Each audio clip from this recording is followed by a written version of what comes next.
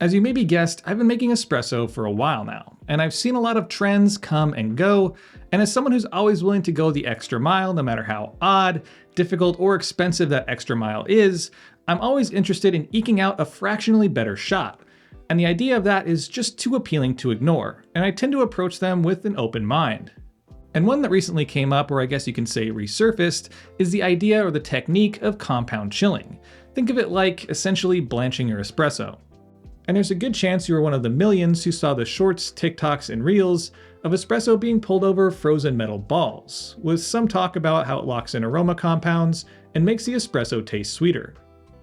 But I think a lot of the focus was on the novelty of it, and a lot of the content was in short form, and I think it left people wondering, is this something real? Is this genius, or is it a gimmick? Well, today I'll be giving you my take on compound chilling, if it's effective, and if it's something worthy of being part of your brewing ritual. But first, a quick word from this video's sponsor, SCENTBIRD. As coffee lovers, we're well versed in aromas. It's something we're always experiencing and talking about, and in very specific terms. So when SCENTBIRD, a fragrance subscription service, reached out to sponsor a video, I was excited to check out the variety of options and pick out a few just like I would a bag of coffee. First, I chose to go with the commodity scent Milk because of its woodsy and musky notes that are sweetened and softened by warm marshmallow and of course cold milk. It's like a nice cappuccino. Next I chose Dolce & Gabbana's Pour Home because of its citrus and lavender notes and warming hints of tobacco and pepper, which reminds me of a coffee from Sumatra. I also chose English Laundry's Royal Forest because it's very fruit forward and has clean notes of lemon, grapefruit, and bergamot like a washed Ethiopian. And lastly, I chose to go with Michelle Germain's Sexual Steel because that was my nickname in college. Only kidding, but it does have a nice blend of sweetness with ginger and rhubarb, with masculine tones of metal and leather. So if you're looking to smell as good as, but not just like the coffee you brewed this morning, hit the link down below and use code Sprometheus at checkout for 55% off your first month at SCENTBIRD. That's only about $8 for your first scents. Compound chilling as a technique isn't really new, and the process that we'll discuss today was introduced to a broader coffee audience at the World Barista Championships in 2021 by Australian champion Hugh Kelly. As part of his routine, he pulled the first 12 grams of espresso over frozen blocks. He then explained that's where he found his coffee created the majority of its volatile aroma compounds, essentially increasing its sweetness and its tropical fruit notes.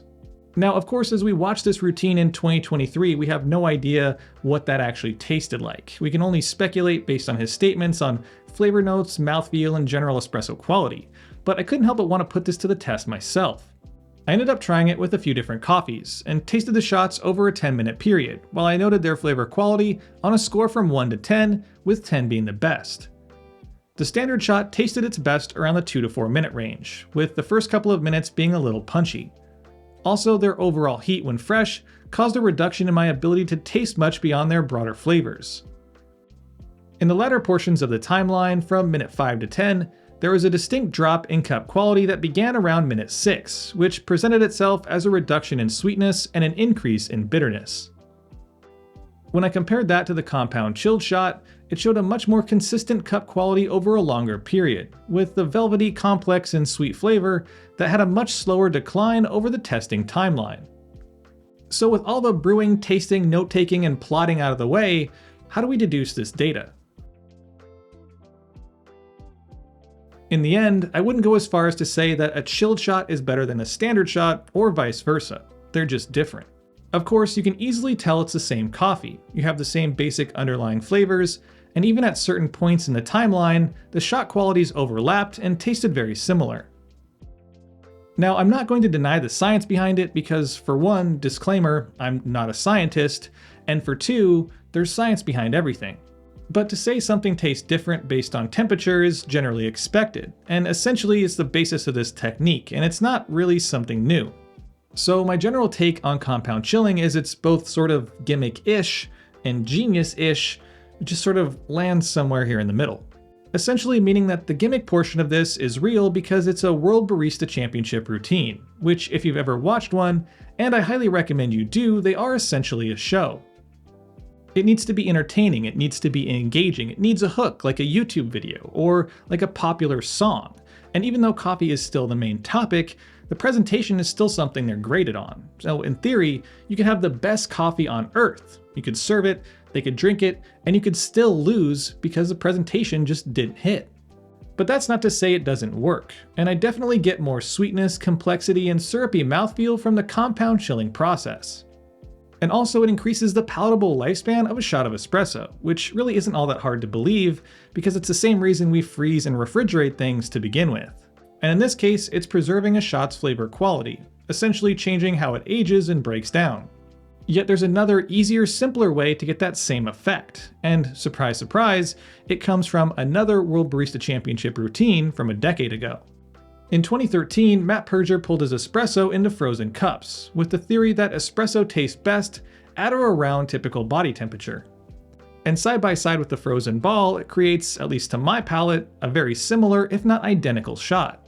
Again, enhancing the coffee's underlying sweetness, complexity, and mouthfeel with just one tool, being the frozen cup, versus 3, a cup, a frozen ball, and a screen. But it doesn't have the same aesthetic, the same wow factor, which makes sense because World Barista Championship routines have really upped their showmanship from 2013 to 2023. So I guess this brings us to the use case for this, and like any other tool or technique, I think there's a time and a place. I could see this technique being used for coffees that are very bright, fruit or citric forward, and Nordic light roasts, as they tend to be near battery acid intensity when they're straight from the machine. This could also help with iced and milk drinks, as for one, it helps cool things down so there's less melted ice. And when it comes to milk options, the reduction of acidity can really help blend the two together in a more harmonious way. I mean, no one wants chunky lemon milk. So, I guess it's goodbye chunky lemon milk. Well, almost no one. The fact is, a frozen ball or a cup is just another tool we should be aware of as we brew our coffee and continue to understand how flavor is perceived. And one of the most unique things about this process is it's one of the very few tools we have that can be utilized to affect taste without any effect on the espresso extraction, since it's all been said and done by the time it hits the frozen ball or cup. Now, I don't think this will catch on in any sort of big way. I don't think your local cafe will have a dish pit full of used steel whiskey balls, but I do think it's interesting and I recommend you give it a try if you haven't already. But with all that said, I think it's time I wrap this one up and pass the conversation on to you. What are your thoughts on compound chilling? What are your thoughts on frozen cups? Have you tried it? Do you love it? Do you hate it? And if you've seen other World Barista Championship routines with weird techniques, are there any that we should maybe dig into and look at further?